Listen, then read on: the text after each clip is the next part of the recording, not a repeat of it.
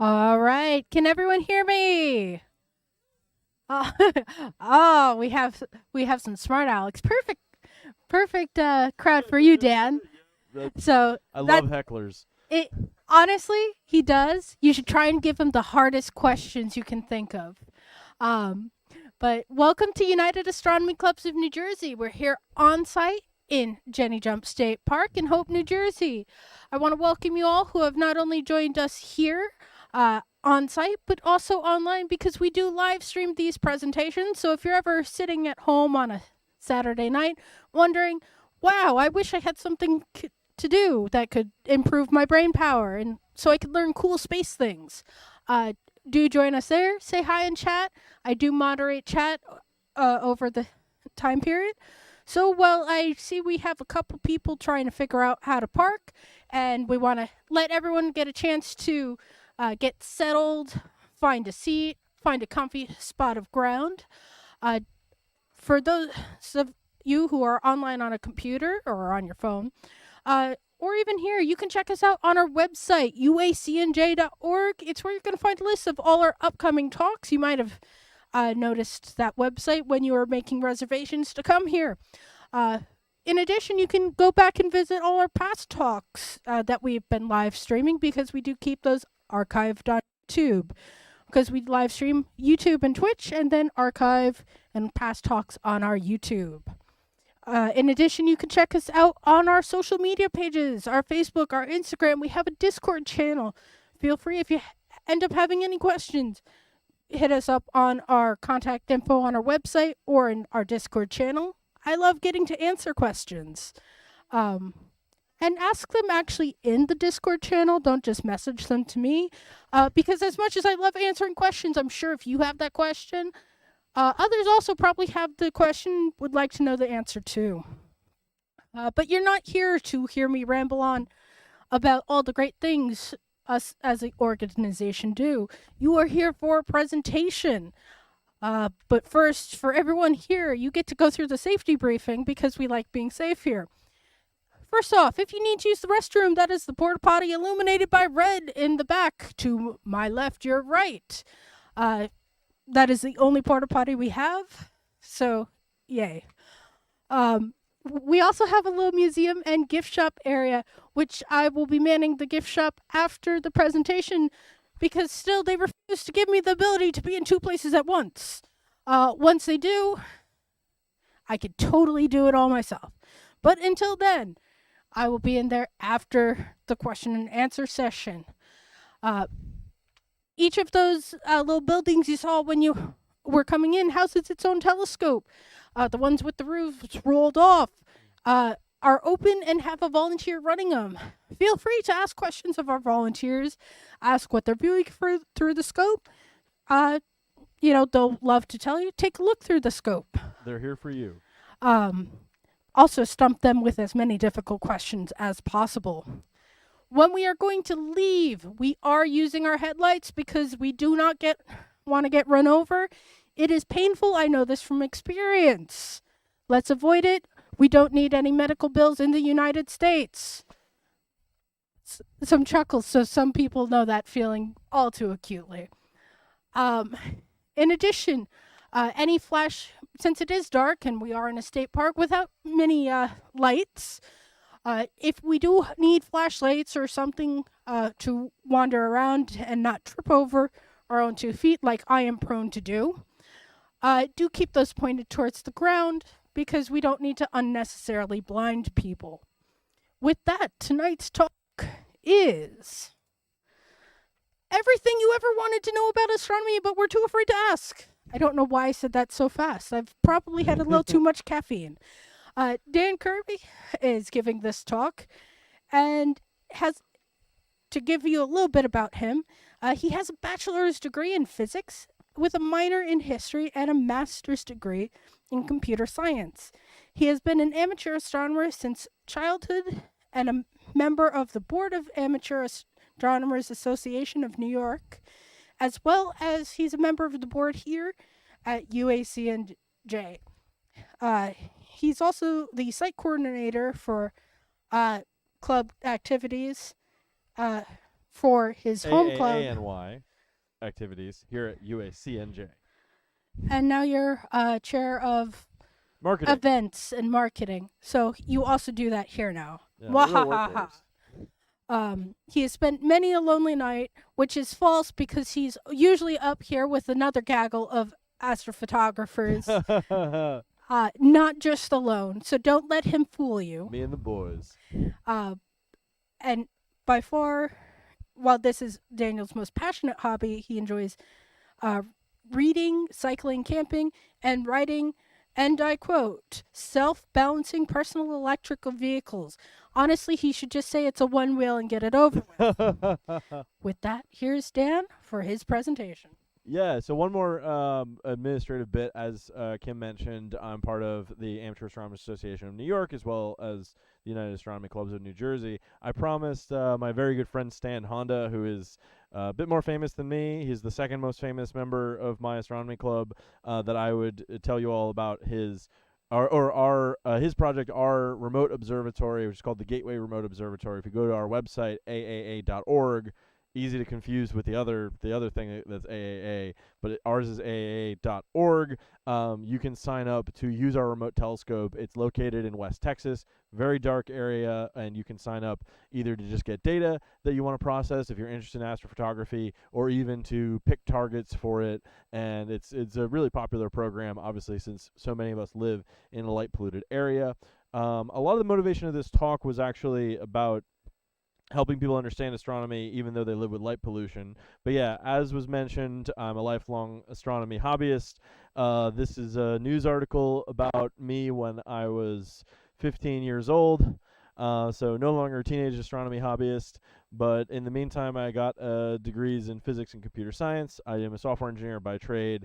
Most of this was already mentioned, but so part of the motivation of this talk was like having done astronomy outreach for so long, I have a decent, I would like to think, idea of what people sort of literally on the street know about astronomy. And I kind of want to um, use that as motivation. So the target audience for this talk is basically anyone. And my observation is sort of most people don't understand much about astronomy and how it affects our lives. Our ancestors had a much richer connection to the sky. They use it as a clock, they use it as a calendar, they use it to know when to plant, when to harvest. But as a society, we today have much more understanding. So I kind of want to bridge these two and help even experienced astronomers come away having learned something new, and for all of us to feel a little bit more connected to the sky. Because even in our modern world with air conditioning and artificial light, it still affects our day-to-day experience. So we're going to start with a section I call "You Are Here." I'm going to do a little bit to explain sort of the size and scope of the universe. Then we're going to go through some basics of astronomy that will help you understand kind of like how the cosmos works. And then we're going to go on a brief tour of the solar system, and that's going to be our talk. So part one, you are here. So this is your home world. It's called Earth. It's 13,000 kilometers in diameter, and it's 150 million kilometers away from the sun. That distance we define to be the astronomical unit because we're really egotistical and we define everything based on Earth. You'll notice in this talk that all the facts I have on the side about other planets are relative to Earth. It is the largest terrestrial world in our solar system. So what does that mean? Our planet is rocky. We have a surface that we're all standing on right now, or hopefully. I don't know. Some of you might be on a plane if you're watching the live stream.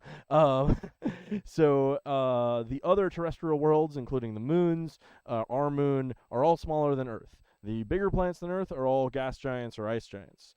One unique feature of Earth is that it has surface level liquid water oceans. No other world in our solar system has this type of water. So Saturn's moon Titan has liquid methane oceans. So it has a water cycle, but it's all methane or other hydrocarbons. Several of the moons in the outer planets have water oceans, but they are under a layer of ice. And we're going to talk a little bit more about that once we get to the outer solar system. And obviously we have this one big moon. If this looks unfamiliar to you, this is because this is a picture of the far side of the moon. This is the side we don't see. Our moon is one of the largest in the solar system. It is the single largest in proportion to its host planet. So all the ones that are bigger than the moon are moons of the outer planets. And obviously the Earth is not too hot, not too cold. All you need is a light jacket. So now zooming out a little bit, our sun is a middle-aged G-class yellow dwarf. So what does that mean? So basically that means our sun is kind of in the middle of the distribution of masses of stars. It's too small to become a black hole, but it is big enough that it will become a red giant and then explode in a stellar nova. So smaller stars than the sun, like red dwarf stars, they live for much longer periods. The sun's going to live for another about 5 billion years. Red dwarfs can last trillions of years, beyond the current age of the universe. Larger blue giant stars like Vega or Sirius, you should be able to see Vega tonight. It's basically right above our heads right now. Those burn through all their fuel in a much shorter period of time, only a few 100 million years. So there are 4 rocky planets, terrestrial worlds: Mercury, Venus, Earth, and Mars. Between Mars and Jupiter lies the asteroid belt. We're going to talk about that. And beyond the asteroid belt, there are the 2 gas giants, Jupiter and Saturn, and the 2 ice giants, Uranus and Neptune. Beyond Neptune, here be dragons. That's a much more unknown segment of the solar system. We are going to talk about it, but that is actually kind of one of the frontiers of astronomy right now. And don't worry, I will make controversial statements about Pluto. That's promised. So this is our galaxy, the Milky Way. Obviously, this is not a real picture of the galaxy because we can't take a picture of it from the inside, or from the outside, since we live inside it. But this is what we think it looks like. We believe it's a barred spiral. Up until relatively recently, like about 20 or so years ago, we thought it might be a regular spiral. So that would mean that instead of having this bar in the middle, it would sort of just go down to like a pinwheel shape. It's about 100,000 light years in diameter. So a light year is about 60,000 astronomical units. It's the amount of distance that that light travels in 1 year, obviously. It's anchored by dark matter and the supermassive black hole at its center. And we know there's at least 4 spiral arms that emerge from the center. It's possible there could be more, since we can't really see like what's beyond the bar. Like that's the section of the galaxy we really don't know very much about because we can't see through it. But our solar system actually sits in a spur in between 2 of these arms. So we're on what's called the Orion spur, sometimes called the Orion Cygnus spur, in between the Perseus and the Scutum Centaurus arm. So you'll notice that these arms are named after constellations. So these are basically the constellations that we see this section of the galaxy going through. Really egotistical. Our orbit takes about 200 million years, and we're about halfway between the core and the rim. So, like Carl Sagan sort of famously said that we live in the galactic boondocks, and that's my best Sagan voice. Um, uh, Turns out, I would say we're kind of more like in the galactic suburbs, but I don't know how well that metaphor works since stars don't commute in and out. But we're about halfway, a little bit more than halfway between the core and the rim. And an interesting thing to think about is that since our orbit is 200 million years, that means that there were dinosaurs that lived on the opposite side of the galaxy from us. But yeah, so our galaxy is one of the largest in the local group. Andromeda is about 50% larger, but the next largest galaxy, Triangulum, is about 40% smaller. And all the other galaxies in our local group of galaxies are either dwarf galaxies, small irregular galaxies, or satellite galaxies of these other three. So this is a picture of the Milky Way from Earth. I actually took this picture this summer from Stellafane, which is in Springfield, Vermont. And often, as astronomers, we get asked this question of how do I get this picture? How do I take a picture of the Milky Way? Where do I need to go? What do I need to do to get a picture of the Milky Way? So you can basically always see the Milky Way every time, all year round, and that's because it's this disk that we're inside, right? So we're seeing at some part of the night it's going to come up, either the summer Milky Way or the winter Milky Way. It's tends to be in the middle of the summer. You'll get more of the brighter sections of the Milky Way. So as you see, kind of going down here toward the horizon, that's the constellation Sagittarius, like right above the horizon. That's where the galactic core is. So that's where we were looking at, in the previous diagram.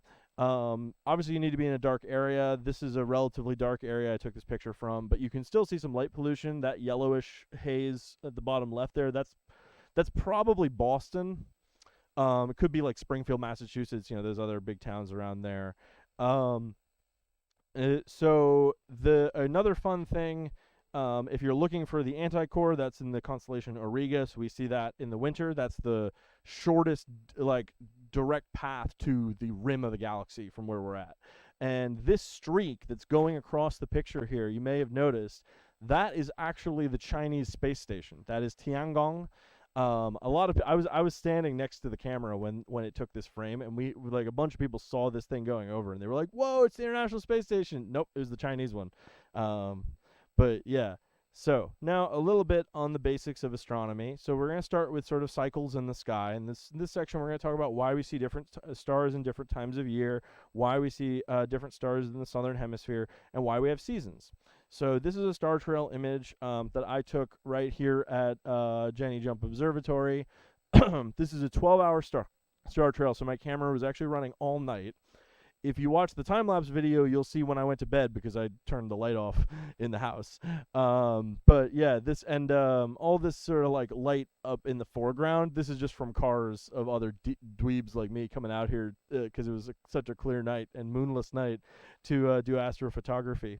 You'll notice that the little thing at the center, it doesn't quite look like a dot. It's actually kind of a semicircle. So that's Polaris. So Polaris is actually not directly aligned with the North Pole. It's a little bit off, maybe about 1 degree. So it's not enough that you'll notice with the naked eye, but in a camera, it becomes very clear that Polaris is itself making a circle. So every one of these circles is a star. They all go halfway around the sky because I took this image for 12 hours.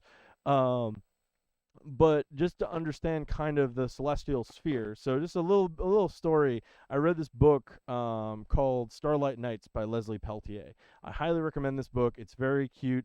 It's the memoir of a guy he was a really accomplished comet hunter. He discovered, I think, probably about a dozen comets. And he grew up on a farm in Ohio. And so it was really dark. This was before electric lights, and that's kind of what piqued his interest in astronomy. And the story goes, he goes into class, and this is going to be our first controversial statement of the night. So his teacher asks the class, what shape is the Earth? And, he correctly answers a ball. That's right, the Earth is round. Now, he was then asked by the teacher, so do we live on the inside of the ball or the outside of the ball? And everyone else in the class said outside, and he said inside, because when he's thinking of the ball that we live on, he's thinking of the celestial sphere, which encloses us, where we see the stars, going around. So as we get closer to the North Pole, Polaris gets higher in the sky, and we see fewer and fewer things to the south. So on the North Pole, Polaris would look like it was basically right over our heads, and everything else was rotating around it.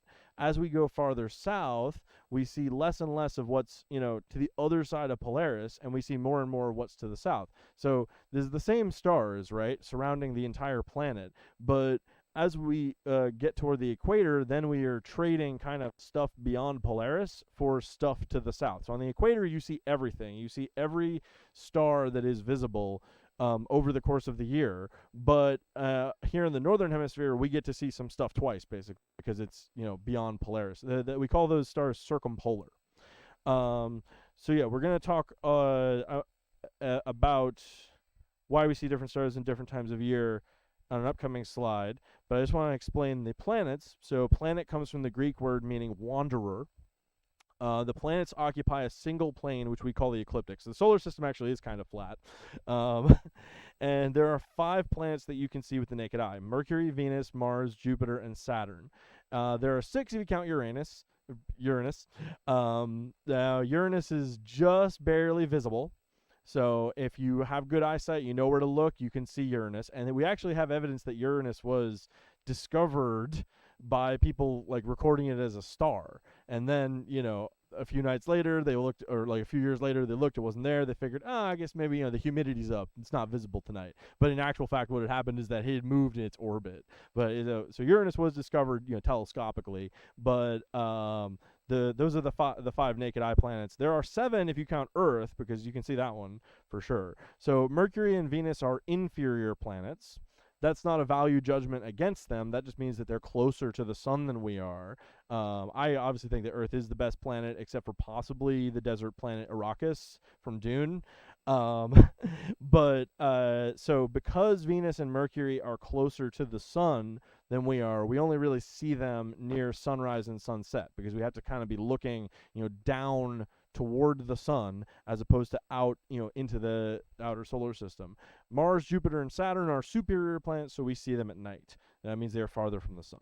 And because the planets and the sun are coplanar, we always see them in these 13 zodiac constellations. So this kind of is meant to illustrate why you're seeing different stars in different times of year. So from the sun-centered perspective, what's happening is the Earth is going around the sun, and every day we're sort of facing away to a different point in the sky. So like we'll see a different constellation that the sun is in, and then we'll see different constellations or different parts of the sky when it's locally night for us. You might be thinking like, wait, how did they know what constellation the sun was in? At least this always threw me for a loop. And the secret is you wait until sunset and you look at what stars are near the sun after it's gone beyond the horizon, or vice versa at sunrise. That's how we tell what constellation the sun's in. But yeah, so now to actually explain why, from the Earth-centered perspective, it appears that we're seeing different stars in different... yeah, it's still on. Okay, so that requires understanding what we call sidereal time. So sidereal means with respect to the stars. So we consider like that celestial sphere, that like sphere formed by the fixed stars. We know they're moving, but we consider them fixed because they don't move on human timescales. To be what we're rotating through. So every 23 hours and 56 minutes, we see the stars go around us. So you're thinking, wait, shouldn't it be 24? No, because the Earth is moving in its orbit. 365 days in a year, 360 degrees in a circle. So every day, the Earth moves about 1 degree in its orbit, which means from our perspective, from the Earth-centered perspective, it looks like the sun has moved 1 degree around the sky. So now you sort of seen it from both directions. And obviously we have leap years because our orbit around the sun takes 365.25 solar days. There is no like integer relationship between the number of times we go around the sun and times we spend on our axis. So every 4 years we have to add an extra day to make up for the missing one. We experience seasons because the Earth's axis is tilted relative to the ecliptic, the zodiac plane. In the northern hemisphere, we experience summer when the North Pole is tilted toward the sun. In the southern hemisphere, they experience summer when the South Pole is tilted toward the sun.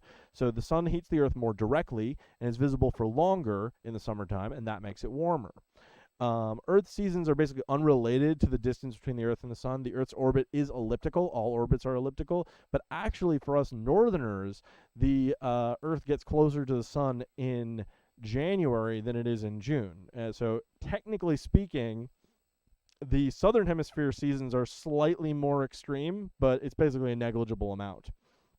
An interesting fact that you'll notice if you start looking at the sky during different times of year is that the moon's nighttime behavior is kind of the opposite of the sun's daytime behavior, because in the summertime, when we're tilted toward during the day we're tilted toward the sun, and at night we're tilted away from the plane of the moon's orbit. So in the summer, the moon generally stays pretty low in the sky, and then in the winter you have the opposite effect, where during the winter the moon gets really high and you have that snowball moon, or the harvest moon that people used to see when they're harvesting crops. Why does this always happen? This always happens to me. Wait, which one is it missing? Yeah, there it is. Okay, so why does the moon have phases, and why do we only see one side of the moon? So the moon has phases because only half of the moon is ever illuminated by the sun. So I think this diagram shows it pretty well. At the beginning of the cycle, when we're at new moon, the moon is between us and the sun. As it orbits, after about 3 or 4 days, we get a waxing crescent. After about a week, we get first quarter. After another week, we get full moon. After another week, we get third quarter. And then after another week, we start and end again. So you might be thinking, wait a minute, why is that called first quarter? It looks like the moon's, that's what we call a half moon, right? Yeah, so it's called first quarter because it's a quarter of the way around the moon's orbit. And that's why third quarter comes, 3 weeks into the moon's orbit. So because the moon is going around us, we're only seeing the side that's illuminated. But it turns out that the moon's rotation takes the same amount of time as its orbit. This is a phenomenon we call tidal locking. We're going to talk a lot about tides as we go on.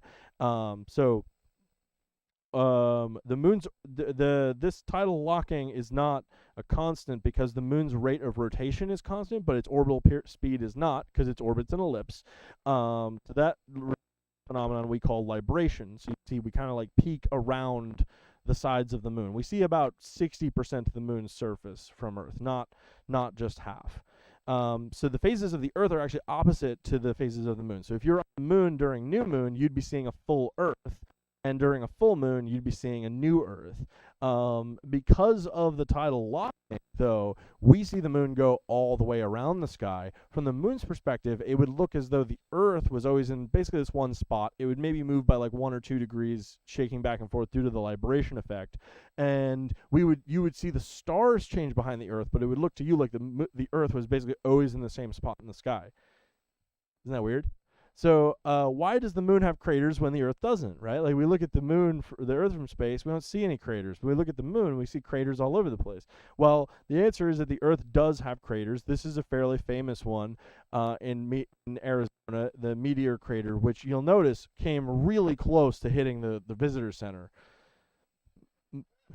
Finally, some laughs. So craters on Earth experience these erosive processes that don't happen on the moon because the moon has no atmosphere and no water cycle. Mars is kind of a middle ground. Mars has a limited water cycle. It has a thinner atmosphere. Liquid water is very rare on Mars, but you do get water in the gaseous phase in clouds, and you get water as ice. So you will see some erosive processes from its thin atmosphere, and craters on Mars kind of look a little bit more like craters on Earth. Panther Mountain is in upstate New York. So this is a mountain. It's sticking up out of the ground, but there is actually evidence that it was formed as a result of an impact. So basically a meteor hit, it created a crater, and then the weakness in the ground allowed magma to like rise up and create a circular mountain. So now we're going to talk about eclipses. So solar eclipses are basically a unique feature of the Earth-Moon system. Other planets in our system generally do not have eclipses. So we happen to be really lucky that our moon is or our sun is 400 times bigger than our moon, and is exactly 400 times farther away. So there's no other planet that gets to claim this, although we can get into debates about that. You're going to have to get a spreadsheet to actually calculate it. But um, so solar eclipses will occur in this sort of narrow band based on when the moon passes in front of the sun. And so your experience of totality will last like 2 to 10 minutes, but it takes about 3 or 4 hours for the moon's shadow to cross the face of the Earth. We're going to see an example of that on the next slide.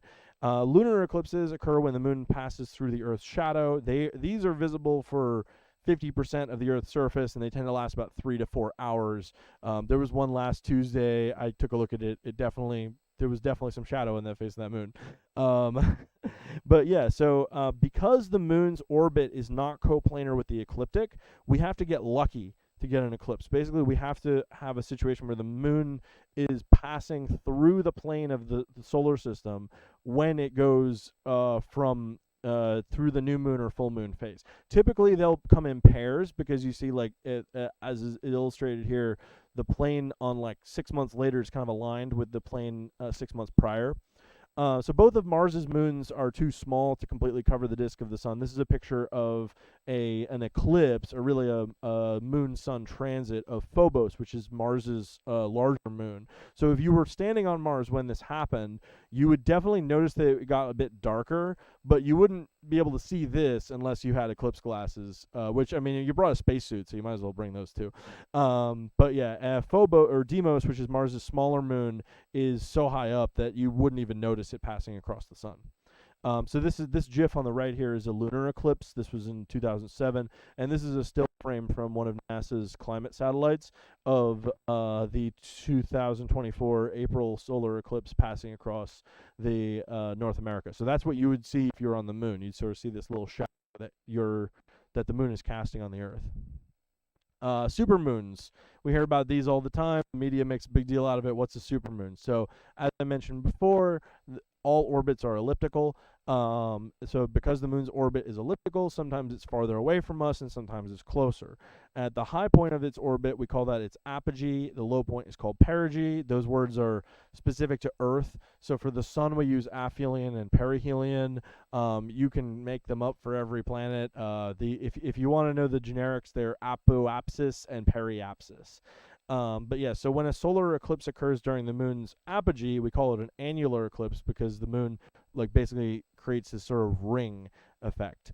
And when we have a supermoon during the full moon phase, it's about 14% bigger and 30% brighter than what they call the micromoon, which is when you get full moon at apogee. So tides. Now, this is the most important part of this talk, and this, like, will, at least this section, this is one of the most confusing topics in astronomy. And once you understand tides, you'll understand a lot of how, like, the cosmos interacts and how the solar system works. So the reason this is confusing, right, is because we're sort of used to almost kind of Aristotelian way that forces and, like, things move on the surface of the Earth. But in space, so we have gravity. Gravity is an inverse square force. So the moon exerts a force on the Earth, and it creates these two tidal bulges on opposite sides of the Earth. So you're thinking, wait, shouldn't it just be one, right? Well, no, it's actually two. And so if you consider it from the Earth's perspective, imagine I'm the Earth, and my heart is the center of me. And let's say the moon's over there, and I'm getting pulled this way, right? So this arm is getting the strongest pull because it's the closest to the moon. The center of me is getting a medium pull, and this arm is getting a light pull. So from my perspective, from the perspective of my core, it feels like I'm getting spaghettied out like in both directions. You can sort of think of it as like the Earth is being tugged on, and the far side of the Earth from the moon is kind of like dragging behind. So the sun also creates this tidal bulge, and this is why we experience tides of our oceans.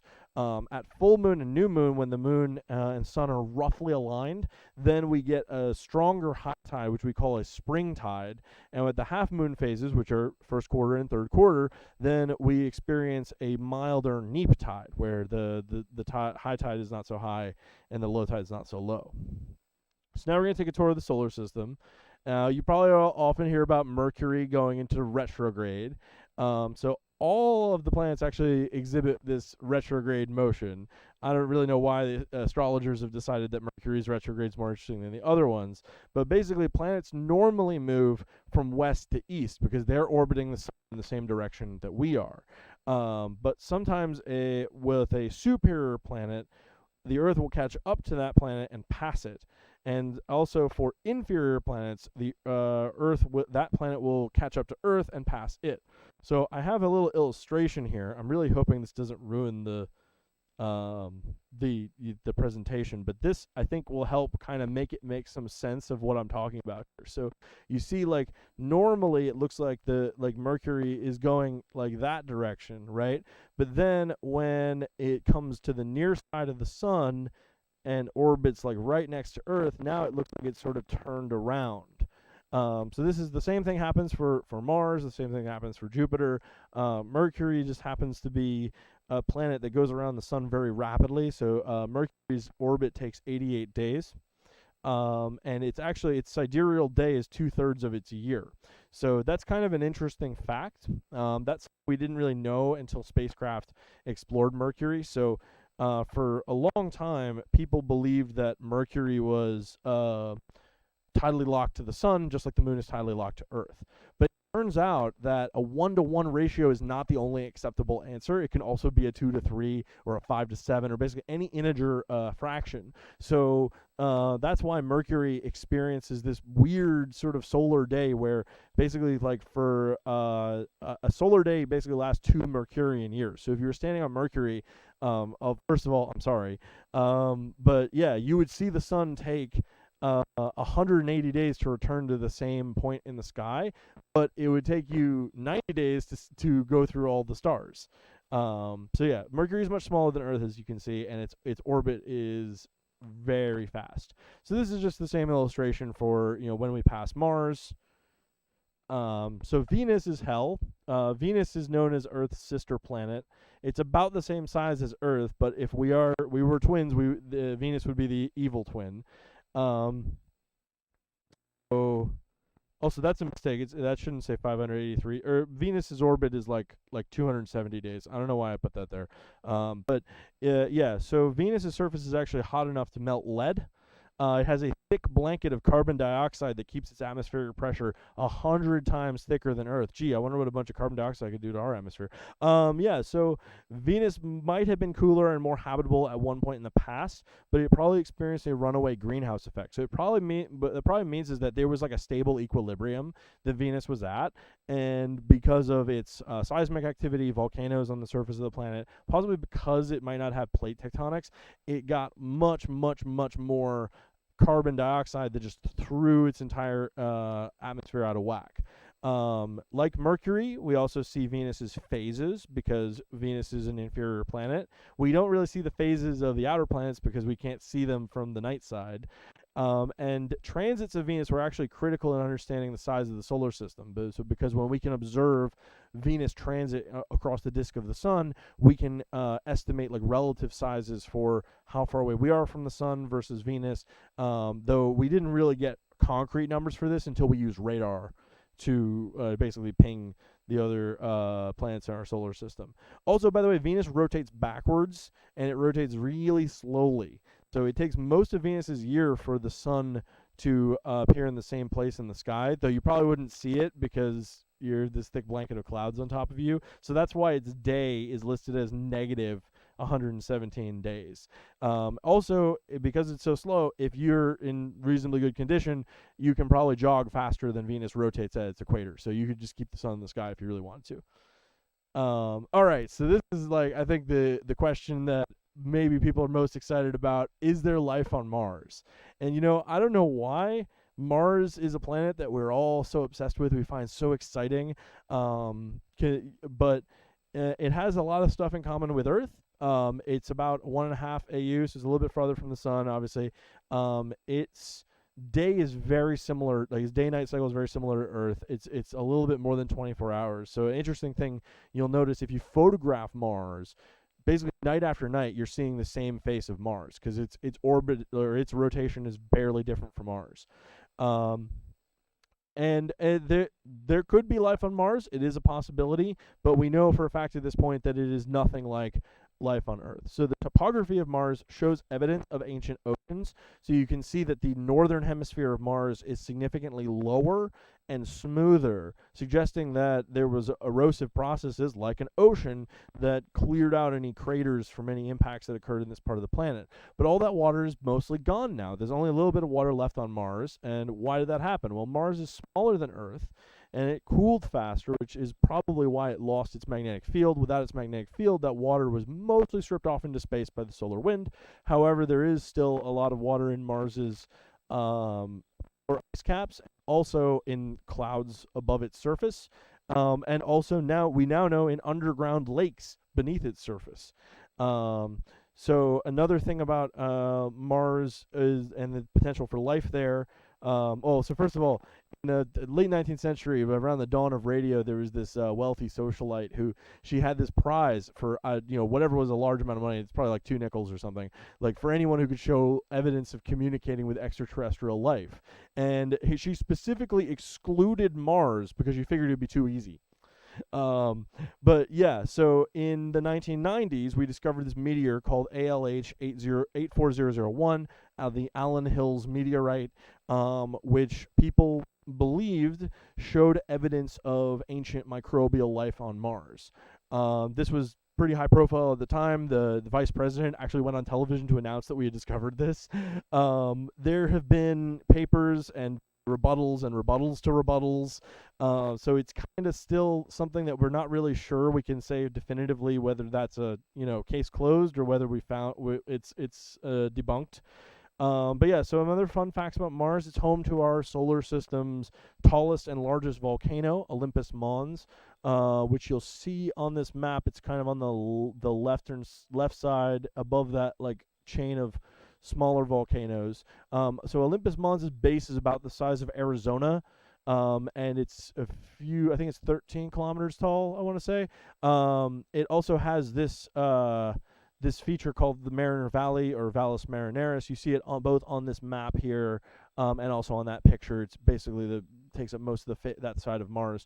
So that valley is a lot bigger than the Grand Canyon. It's about the length of the United States, like from the west coast to the east coast. And also Mars is frequently buffeted by planet-wide dust storms, like the one that left Mark Watt stranded on Mars in the book and movie The Martian. In actual fact, because Mars's atmosphere is so thin, it's basically about 1% of Earth's, a planet-wide dust storm wouldn't really be that bad. You probably could take off. You probably could fly a kite, maybe, but like you wouldn't really notice that sharp of a breeze. So now we're getting into the asteroid belt, and I'm going to start by explaining the difference between an asteroid, a meteor, and a comet. So asteroids are these small rocky bodies that orbit the sun. Most of the asteroids are contained within a belt that stretches between the orbits of Mars and Jupiter.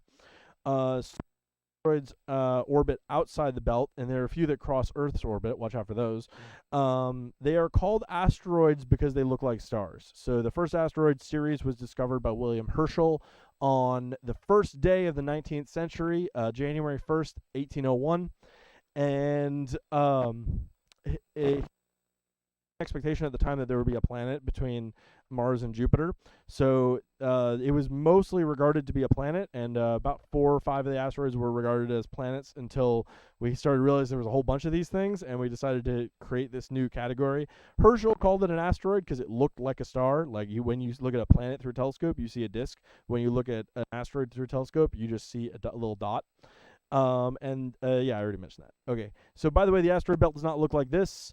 The asteroids in the belt are actually really spread out. So if you were standing on a main belt asteroid, it is unlikely you would be able to see any other asteroids with your naked eye. That's how sparse it is. The total mass of the asteroid belt is significantly smaller than the moon. So actually, the chances of successfully navigating an asteroid belt are probably about 100%. NASA, when they send probes to the outer solar system, they don't really account for the possibility of interacting with an unknown asteroid. There are far greater hazards to our space probes in the outer solar system, namely unknown ring systems of the outer planets or unknown moons of the outer planets. So why are they in a belt? So these are the 4 largest asteroids. You'll see even like Ceres and Vesta are the only ones we got really good pictures of because they've been visited by spacecraft. Pallas and Hygeia, I mean, we kind of got. It definitely looks like a potato. So we're not 100% sure why the asteroid belt formed. Represent a large amount of matter. I already mentioned that. These 4 together, I think, represent something like 74% of the mass of the asteroid belt, and Ceres is barely bigger than Texas. So there are some notable clues that might explain why we have an asteroid belt. So Jupiter may have had some interactions with matter within the protoplanetary disk in that part of the solar system. You notice that Mars is notably smaller than both Earth and Venus, so this might also be a clue that maybe Jupiter kind of sucked up a bunch of the mass that could have become parts of Mars, and the asteroid belt's maybe just what's left over. That's one idea. But we don't really know whether any other solar systems have asteroid belts. Exoplanet astronomy is just not there yet, so we don't know whether maybe every solar system has an asteroid belt. Maybe some of them have 2 or 3. But as far as we know, it's still sort of a mystery. So now I'm going to talk about comets. So comets. What's up, Kim? Good. Okay.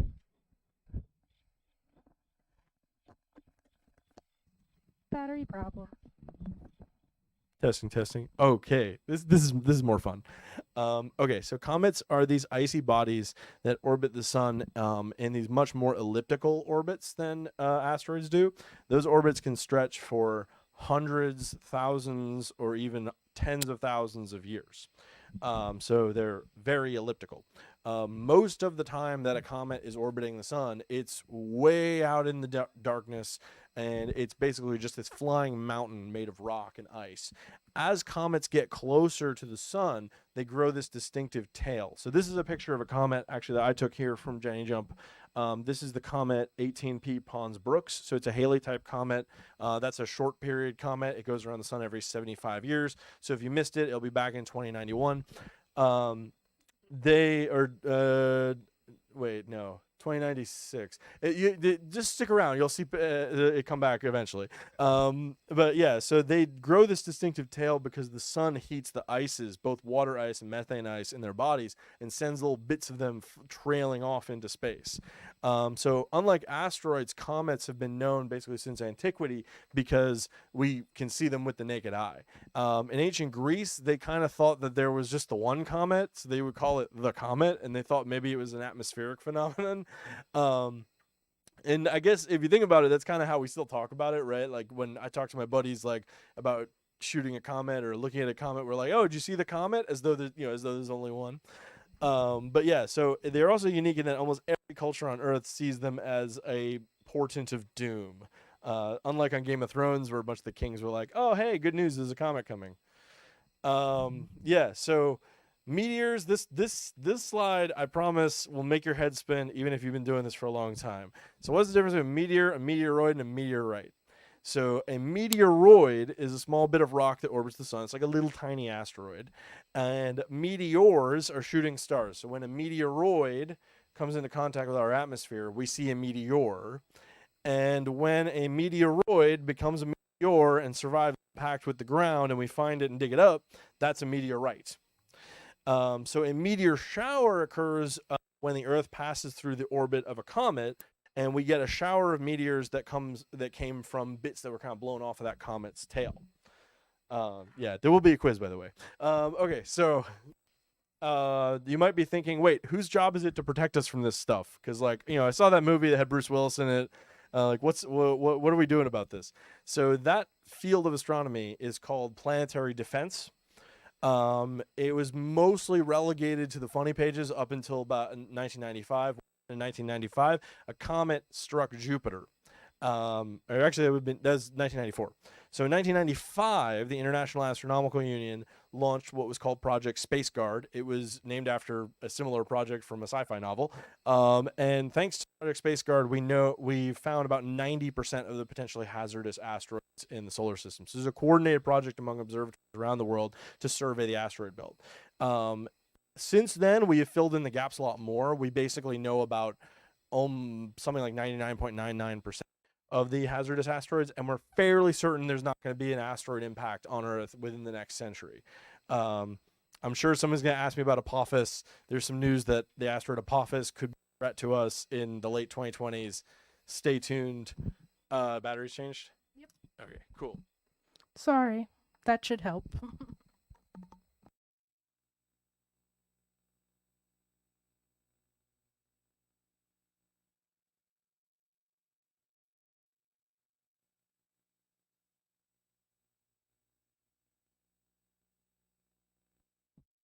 Testing, testing. Here we are. Yeah, wow, that's a lot better. Yeah, so in 2021, NASA launched the DART mission. So DART stands for Dual Asteroid Redirection Test. So they launched an impactor, basically a big, like a refrigerator made out of tungsten, into Didymos, or Dimorphos, which is the asteroid moon of Didymos. So it's the moon of an asteroid that is another asteroid, right? And they successfully altered the orbit of Dimorphos, and actually debris from the DART impact is expected to create an artificial meteor shower on Mars, which is super rad. Some of it could even make it to Earth, although that's relatively unlikely. So there are other projects on this topic.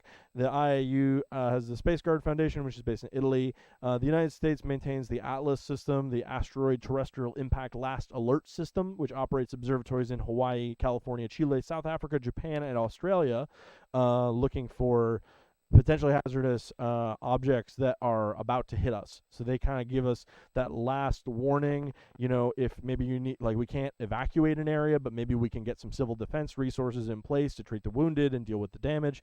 A couple weeks ago, they actually predicted a fireball over the Philippines, and it was during a typhoon, so people were actually able to go out and get video recording of this big meteor coming through, like, the clouds, which is really cool. And also in the United States, we have the Planetary Defense Coordination Office, which basically has the purpose of dealing with, like, what would be the crash program we would need to do if there was an asteroid that was likely to hit us. I think we could probably stop an asteroid, but I don't think we could successfully redirect a comet with our current level of technology, because comets are coming from so far away. They have so much velocity as they come into the solar system, and we only really see them when they start to grow a tail, right? So, like, we could have an object that's falling toward the sun for 50,000 years, and we find out about it maybe 16 months before it hits its perihelion. Anyway, on to Jupiter. So Jupiter has this great red spot. So when we look at Jupiter, like all of the gas and ice giants, we are not seeing its surface, but just the tops of its clouds. Jupiter doesn't have a surface. It's just gas at the top, and then eventually liquid, and then you get a core that's made of metallic hydrogen. So Jupiter spins very fast. It's one of the fastest days in the solar system. One day on Jupiter lasts just 11 hours. And you might be thinking, wait a minute, if it doesn't have a surface, what the heck is spinning? The answer is it's the magnetic field. We're able to know how fast its core is spinning because we can measure its magnetic field. There are these cloud bands you'll see on Jupiter. So you have the light bands, which are called, I always forget which one's which, zones. The light ones are zones, and the dark ones are belts. So the zones are regions of upwelling ammonia, and the belts are sort of that ammonia, like, falling back down into the planet and cooling off. So they travel in opposite directions around the planet, and that's actually the fuel that is keeping the Great Red Spot rotating. So the Great Red Spot is a hurricane. It's a hurricane that is larger than Earth. When I was a kid, it was like 3 times the width of Earth. Now I think it's down to something like 2. So it's actually been shrinking over the past, like, 20, 30 years. And I'm old enough to remember looking through a telescope and seeing it and it being bigger, which I think is super cool. So anyway, the other thing about Jupiter is its amazing moons. So people will ask about the European space whales. So this is a reference to the movie 2010, the sequel to 2001: Space Odyssey. So Europa has our solar system's largest liquid water ocean. It's about 2 or 3 times as much water as we have on Earth. And so there's an interesting question there of, like, could there be life in that ocean, powered by, like, the hydrothermal vents and kept warm by, I'm going to mention in a minute what keeps it warm. But yeah, so the other moons, Ganymede is bigger than the planet Mercury.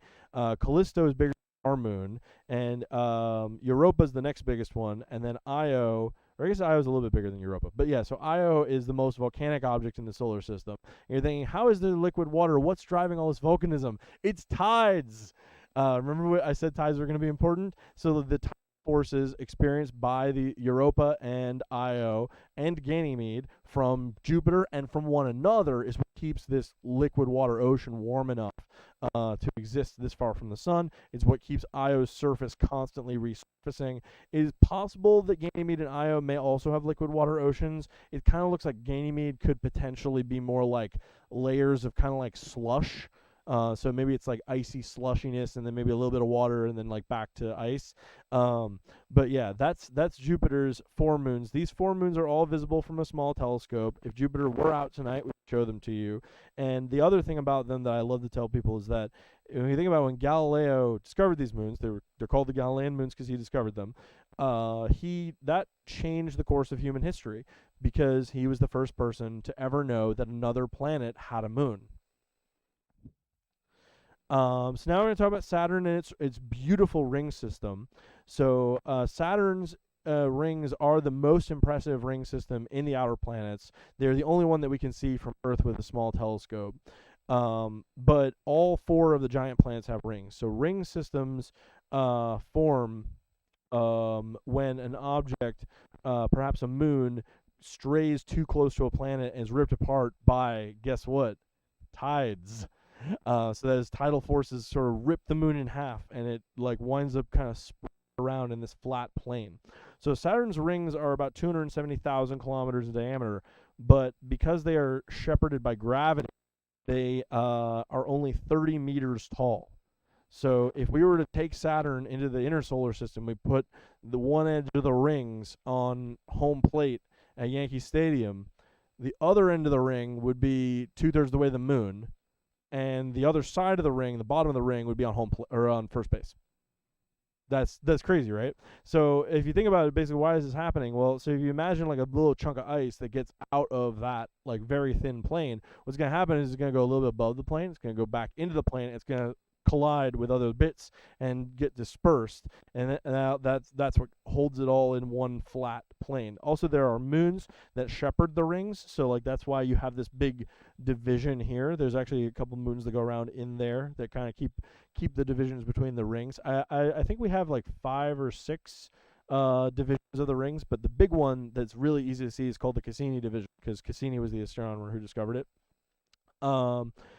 Also, Saturn has some exciting moons. So Titan, as I already mentioned, has a really thick atmosphere. Titan's atmosphere is actually much thicker than Earth's. So if you were on Titan, you would not need a pressure suit. You would need thermal insulation because it's obviously really cold out there, cold enough for methane to be a liquid and for it to evaporate and rain, have a full water cycle of methane. But it's also a pretty small moon, smaller than our, or a little bit bigger than Earth's moon. So the gravity is lower. So you would also be able to fly if you had like Leonardo da Vinci style like arm wings that you could flap. Like you could actually stay above the ground flapping these little wings. Enceladus is an exciting moon because it has a subsurface ocean like Europa's and Europa's and Ganymedes and possibly Titans. But what's really cool about Enceladus is a very thin ice layer. So we see geysers coming out into off the surface of Enceladus rather frequently. So if we were to look in the outer solar system and try to find life, I would say Enceladus is one of the best candidates because we can actually sample its ocean from outside. Mimas is also really cool because it kind of looks like the Death Star. There's one other interesting one, which is Iapetus, which I didn't include, which is it's black on one half and white on the other half. Like those 2 guys from Star Trek. So we have pictures of the other rings from Uranus and Neptune. They're going to show up on the next the following slides. And just want to make sure I mentioned everything. Oh yeah, so we are very lucky that we actually happen to live at the same time that Saturn's rings exist. They are going to decay. All ring systems eventually do. Saturn's rings are actually younger than sharks. So sharks have been swimming around in the oceans of Earth longer than Saturn has rings, about 300 million years. So in another few 100 million years, Saturn will be a much less exciting planet. So yeah, Uranus. You say Uranus, not Uranus. So Uranus and Neptune are the ice giants. They have hydrogen atmospheres like Jupiter and Saturn, but they have significant quantities of methane ice that makes them that is what gives them the blue color. So Uranus was discovered by William Herschel in 1781. When he looked through his telescope at Uranus, he later looked through his telescope at the Ring Nebula, the Dumbbell Nebula, and all these other nebulas that resulted from an exploding star. And he said, that kind of looks like Uranus. So that's why we call those planetary nebula, even though they have nothing to do with planets. Astronomers are terrible at naming things. But yeah, so Uranus is actually rotating on its side. We're not really sure why this happened, but basically one pole is facing away from the sun for half a year, and then it's sort of like then facing toward the sun for half the year. We know very little about these two planets, where they've only been visited by spacecraft once for each of them, Voyager 1 and Voyager 2. Or I guess, one Voyager went to both of them. But there is a lot of energy within NASA and JPL to look at probing Uranus.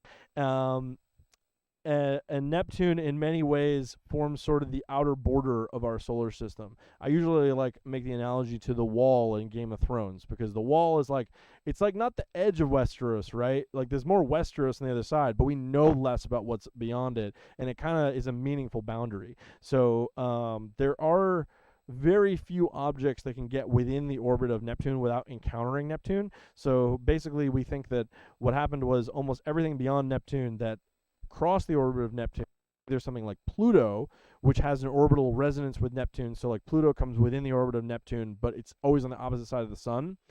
Or it was swallowed up by Neptune, or it became one of Neptune's moons, which is what Triton likely is, or it got flung out into the scattered disk or into the other regions of the deep outer solar system by Neptune.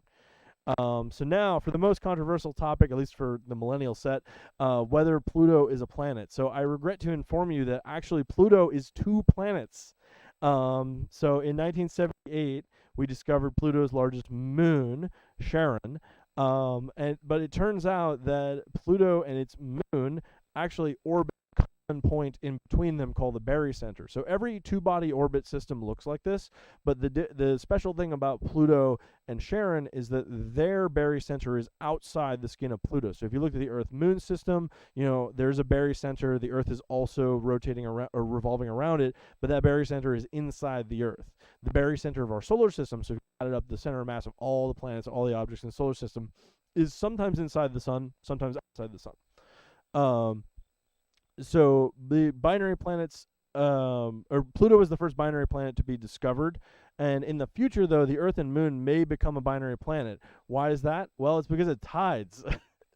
So the tidal bulge that the Moon creates on the Earth, as the Earth rotates, that tidal bulge moves to be in front of the Moon in its orbit. That provides a slightly differential gravitational pull forward in the Moon's orbit. So the Moon's orbit gets faster, which means the Moon goes farther and farther away. Every year the Moon gets about a centimeter farther away from us, and over the next few million years, eventually that'll pull the barycenter of the system outside the skin of the Earth and make us into a binary planet like Pluto and Charon.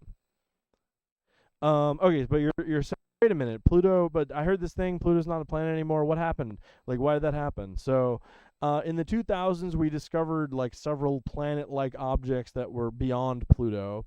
And generally, these objects were reported as being planetoids until we discovered Eris. So this is Eris's orbit. I don't have any pretty pictures to show you since we can't really take pictures of some of it. It would look like a dot. Eris at the time appeared to be larger than Pluto. We now know that Eris is actually a little bit smaller than Pluto, but it is heavier. It's the most massive object beyond Neptune. So at the time, it was reported as being the 10th planet, and this caused a lot of consternation. It basically caused a political conflict within the International Astronomical Union as to which committee got to name it. Because if it was a planet, there was a planet naming committee, and if it was an icy body that's not a planet, there was another committee for that. So there some real anti-Pluto people kind of had a vote on this at the end of the day at this conference, and they came up with this definition that everybody hates. So if you ask me, obviously Pluto is a planet, just like Eris is a planet. And my opinion is that the solar system has like about 15 planets, which I think might be the most controversial take I could possibly have. But yeah, so let's ask ourselves, why it matters whether Pluto is a planet. So the definition of planet obviously has a little bit of cultural baggage insofar as it comes from what we talked about earlier with it being the word for wanderer. So actually in ancient Greece, the planets didn't just include, the objects we would conventionally think of as planets. They also considered the moon and the sun to be planets because they move relative to the fixed stars. This is the IAU definition. This is the thing that you're so mad about killing Pluto for. So it defines a planet as an object that orbits the sun, which I'm already like, this is wrong, right? Because there's such a thing as an exoplanet. We know that other stars besides our sun have planets. So that's the first. I'm already taking issue with the first bullet point. Then it's massive enough to be in hydrostatic equilibrium, which basically means that the object is spherical. It's pulled itself into a sphere because it's so big that if there was any big sort of bit pointing out, it would fall down and collapse under its own weight. So that I agree with. I think that makes sense. But then we have this thing about it having cleared the area of its orbit. So what they're referring to here is basically Pluto has a bunch of dust around it, which kind of makes it look like maybe it's a planet that's still forming, like a protoplanet, because that's basically what all the planets look like when they were younger. But I tend to think that, we should have a definition that includes Pluto, but I think we should probably include Eris, Sedna, Makemake, Quaoar, Orcus, Gong. And I mean, Haumea and Varuna are kind of controversial, obviously, because they're actually like football shaped because they rotate really fast. So this is the estimated sizes, obviously, of net trans-Neptunian objects. So these are somewhat subject to change. But I don't think we should have any special pleading. I think that we should come up with a definition that includes Pluto, but doesn't seek to exclude any of these other objects. Or, for instance, Ceres, the asteroid which we saw before, which is also spherical. So this is a picture I just included. I wanted to have a nice, pretty picture of Pluto and Charon for you all to see. This was taken by the New Horizons spacecraft when it passed through the system in 2015. And now, what else is left? What else is out there? So we've made it basically the edge of the solar system, right? And I've left you with a lot of facts, but also some cool mysteries. We know very little about the outer planets, and we know less about the realm beyond Neptune. The Kuiper Belt, the Oort cloud, and the scattered disk are regions that extend beyond Neptune and have much to be explored. So the Oort cloud is where all the comets live for most of their lifetime. The Kuiper Belt is what Pluto is in, and if you're wondering how you say it, it's Kuiper. And the scattered disk is kind of the region formed by stuff that I mentioned being flung up and out by Neptune. So we talked a little bit about the possibility of life in the outer solar system, but we talked very little about the possibility of life outside. For one of those, you should attend one of my talks on the search for extraterrestrial intelligence. And yeah, the sky is literally the limit. So this is a map of sort of potential orbits for a planet 9. So this is a hypothetical planet which we've kind of narrowed down where it have to be on the orbits of other objects in the outer solar system. And this object would be bigger, considerably bigger than Pluto, probably bigger than Mars, if it exists, but we don't know. So yeah, and now we're ready for the Q&A session. Also, by the way, I didn't mention to follow my Instagram, which is at the Intergalactic Wanderer. Shameless self-plug. Shameless self-promotion. That's okay. We gotta grow somehow. All right, so we are going to get into the question and answer session, but before that, because I'm sure there are some of you who snuck in after the safety briefing, and the safety briefing is unescapable. If you need to use the restroom, that is the porta potty in the back to my left. You're right, it is illuminated by red, so it's easy to find in the dark, and just because porta potties in the dark are very dark, it gives you at least a little something to help make out your surroundings. We also have a museum and gift shop area. I will be manning that after question and answer session. You will find various telescopes open in each of those buildings with the roll-off roof. The ones that are open have the roof rolled off and have a volunteer manning them. Feel free to ask them questions, pester them with your favorite object. if it's possible to see it, they will try their best. I do encourage you to look through the telescopes or just stargaze with your own eyes because that is also fun.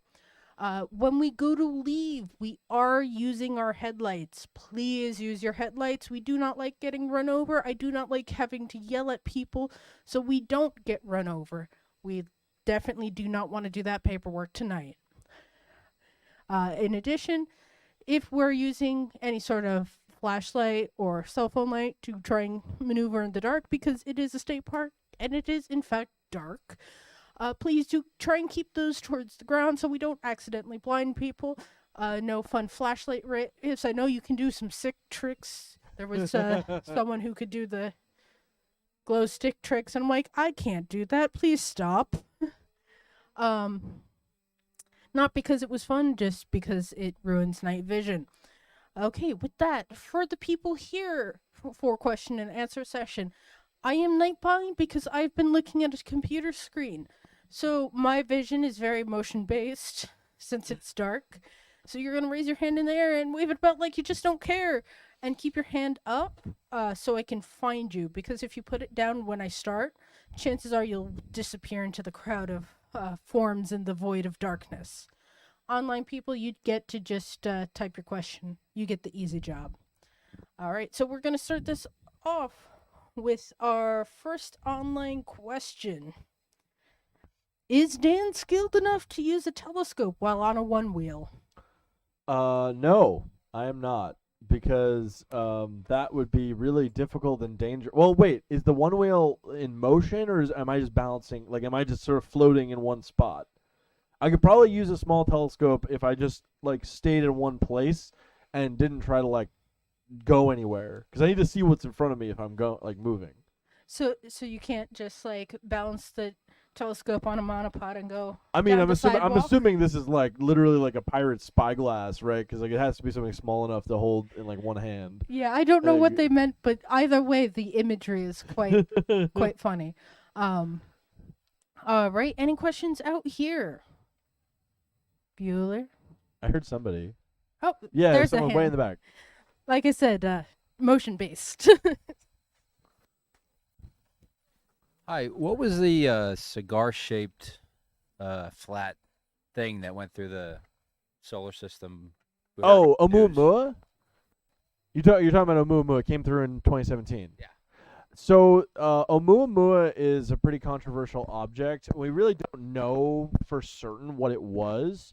I think that the best kind of consensus on what it looks likely to have been is it's a nitrogen iceberg.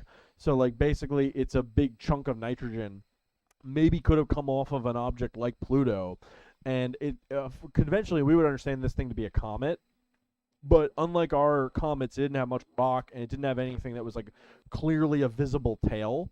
But that said, like, okay, so a lot of people think that it could be an extraterrestrial spacecraft or some kind of like evidence of intelligence. I actually went to a talk about solar sails, and I asked. This was a professional astronomer talking about using solar sails to explore the solar system, and I asked, do you think it's possible that Oumuamua could have been part of a solar sail? And he completely misinterpreted the question and was like, well, solar sails, as we understand them, are artificial, but they could be a naturally occurring object. Maybe, who knows? Maybe nature can make a solar sail. And I was like, all right, well, I guess he doesn't think it was aliens. But I mean, Oumuamua is fascinating. I hope that as our observatories get more powerful and we get more powerful telescopes, we'll be able to find other objects that look like it.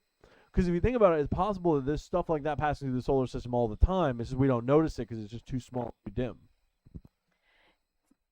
Just like we've said before, anything can be an unidentified flying object if you are bad enough at identifying flying objects. Even things on the ground. If you're bad enough at identifying flying.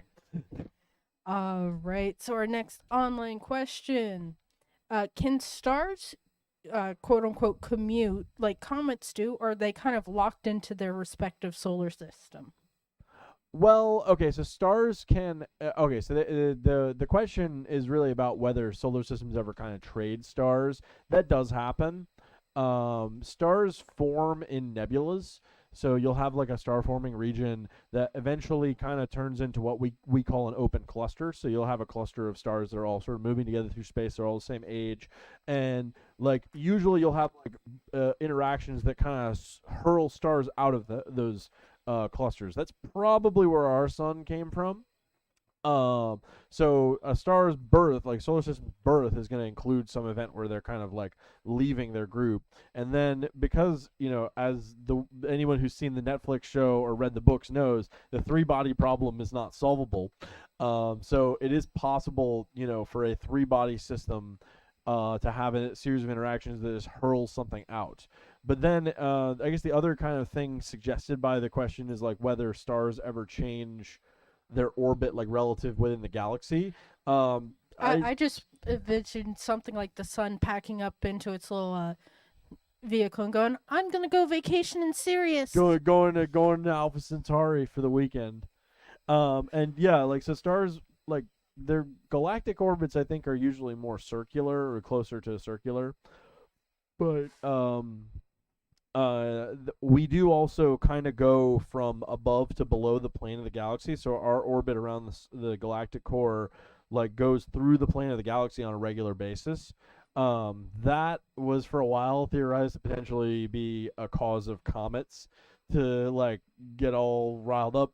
But we now know that that doesn't seem to be, or like there isn't like a mass extinction event that we associate with like, oh, the solar system went through the plane of the galaxy and then the comets got messed up and they hit Earth. Like that doesn't seem to be a thing. Right. Another question out here. Oh, perfect.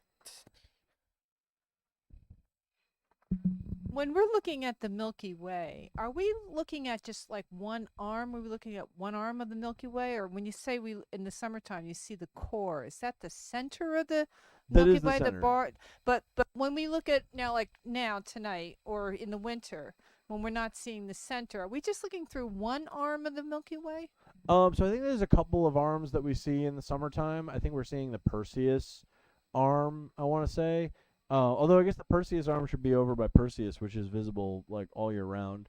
But we see multiple arms. So like over the summer, we like part of the reason the Milky Way is like bigger and brighter is that we're seeing so much more material because we're looking toward the core. And I believe there's at least a couple of arms that are visible there. During the winter, I think we're probably only seeing the one arm. Well, wait, we can go back to it and look at the map. Whoa, so fast. Too far. Yeah. So in the winter, we're looking towards Scutum Centaurus, and or sorry, no, or yeah. Wait, where are we now? Oh man, I don't know when. We're on planet Oh Earth. no, it's right here. This is us right now. So in the winter, we're looking out at the Orion Cygnus arm. In the summer, we're looking at the Scutum Centaurus arm, and also the Carina Sagittarius arm. But there's also the Perseus arm, which is visible, sort of like this is like for us in the northern hemisphere. This is sort of almost always visible. That's the answer to your question. This is why maps and visualization are important and can help. Yeah.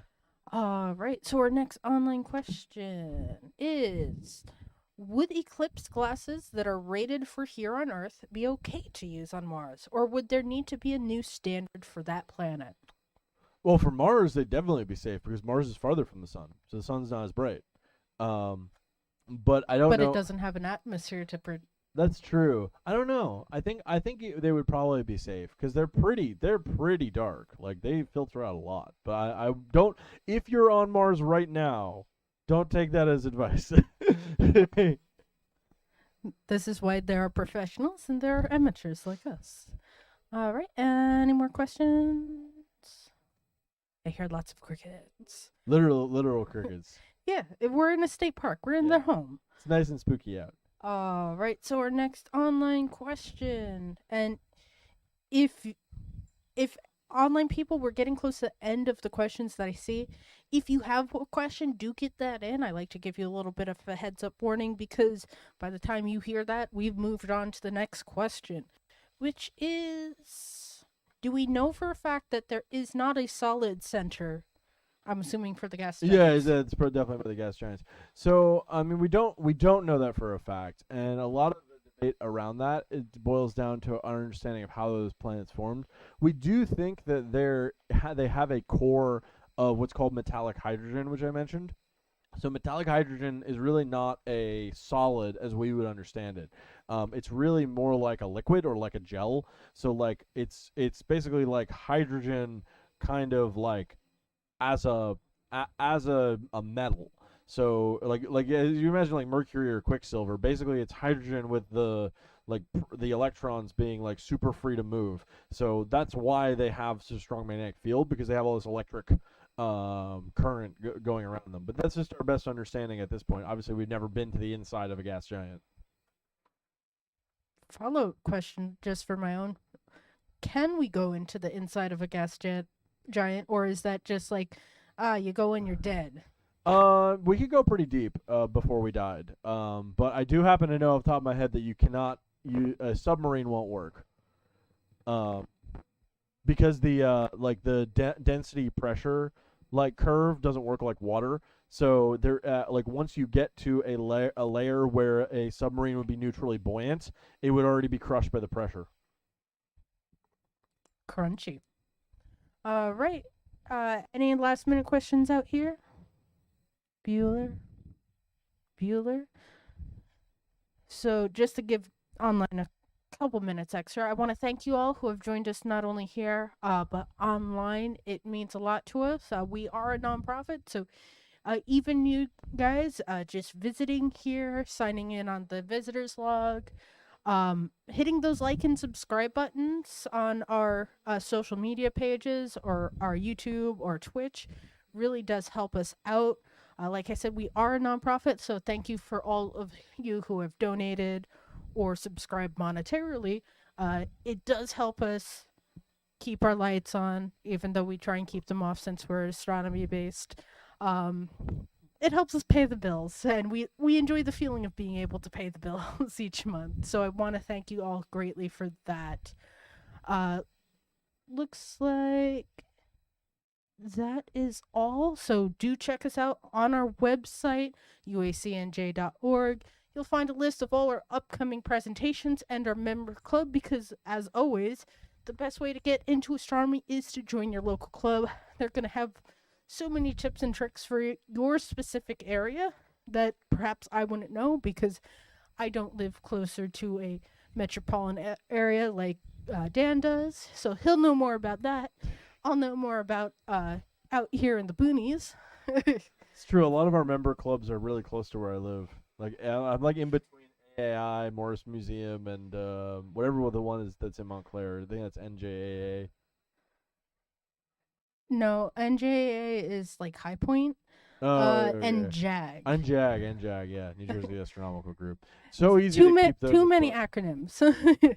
It gets confusing after a while. But thank you all, and until next time, have a great night and good seeing.